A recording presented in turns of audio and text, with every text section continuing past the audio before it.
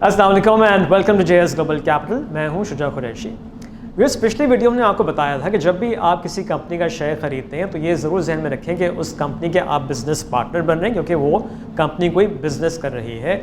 और इसके अलावा उस कंपनी के बिज़नेस के बारे में जानना भी बड़ा ज़रूरी है, ताकि आपको भी पता हो कि कब ये कंपनी मुनाफा करेगी, उसका मुनाफे में इजाफा होगा, या कुछ ऐसी खबरें आएंगी जिससे उस कंपनी का बिजनेस नेगेटिवली इम्पैक्ट होगा और लॉसेस भी आ सकते हैं और इसकी वजह से उसकी स्टॉक प्राइस नीचे आएगी। कोविड एक बड़ी अच्छी एग्जांपल है, जहां हमने देखा था कि दुनिया भर की इकोनॉमीज़ में प्रेशर आया और उसमें जो बिजनेसेस ऑपरेट कर रहे होते वो भी हमने देखा नेगेटिवली इम्पैक्ट हुए। फिर जब वैक्सीन आई तो उसके बाद से हालात बेहतर होना शुरू हुए और बिजनेसेस ने भी इम्प्रूवमेंट दिखानी शुरू की और स्टॉक मार्केट्स ऊपर गई। अगर हम एक लोकल एग्जांपल से आपको समझाने की कोशिश करें, एक ऐसा बिजनेस जो आप सबके लिए समझना आसान है, वो है हमारा सेक्टर ऑटो सेक्टर का, जहाँ पे मुख्तलिफ कंपनीज़ गाड़ियाँ असेंबल करती हैं और बेचती हैं।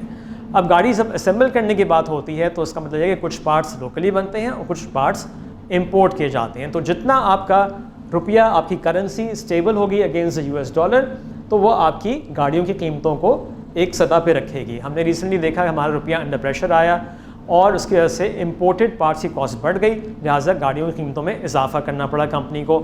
इससे भी इनकी सेल्स ड्रॉप होती हैं।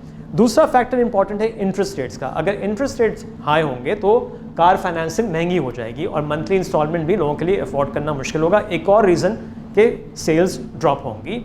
और फिर हमने देखा कि अब जो रीसेंट खबरें हैं उसमें हमने देखा है कि हमारा रुपया स्टेबल होना शुरू हो गया है, कुछ गेंस भी हैं अगेंस्ट द US डॉलर और इंटरेस्ट रेट भी कहा जा रहा है कि ऑन होल्ड, तो और आगे जाके एक्सपेक्टेशन है कि शायद नीचे की तरफ आएँ। तो ये दो ऐसे साइंस हैं जो आपको बताएंगे कि आगे जाके जो एक बुरे दिन थे ऑटो सेक्टर के लिए वो चेंज हो सकते हैं और कुछ बेहतर रिजल्ट्स आ सकते हैं, फाइनेंशियल रिजल्ट्स हम इम्प्रूव होते हुए देखेंगे। तो इस किस्म के साइंस देखना ज़रूरी है फॉर एनी बिजनेस, चाहे वो ऑटो सेक्टर हो या दूसरे सेक्टर्स हों। इस किस्म के जो खबरें आती हैं उन पे नज़र रखना ज़रूरी होता है और इससे आप फैसला कर सकते हैं कि अब ये अच्छा टाइम है किसी कंपनी का स्टॉक ख़रीदने का, या अगर नेगेटिव खबरें होंगी तो ये अच्छा टाइम है कि आप वहाँ पे प्रॉफिट बुक कर लें और वो शेयर्स बेच दें।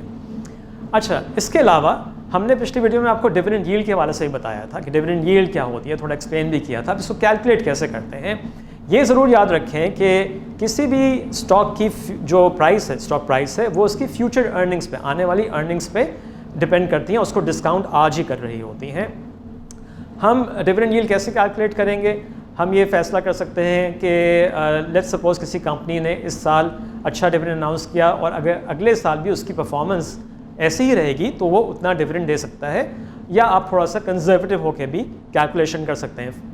लेट्स से कि किसी कंपनी ने इस साल 60 रुपये का डिविडेंड दिया और आपने उस कंपनी का शेयर 385 में ख़रीदा, तो डिविडेंड यील्ड ऐसे कैलकुलेट होगी कि आप 60 को 385 से डिवाइड करेंगे और 100 से मल्टीप्लाई करेंगे तो 15.58 आपका रिटर्न होगा उस स्टॉक का जो आपने ख़रीदा था 385 रुपये पे। तो इस तरीके से आप डिविडेंड यील्ड कैलकुलेट कर सकते हैं।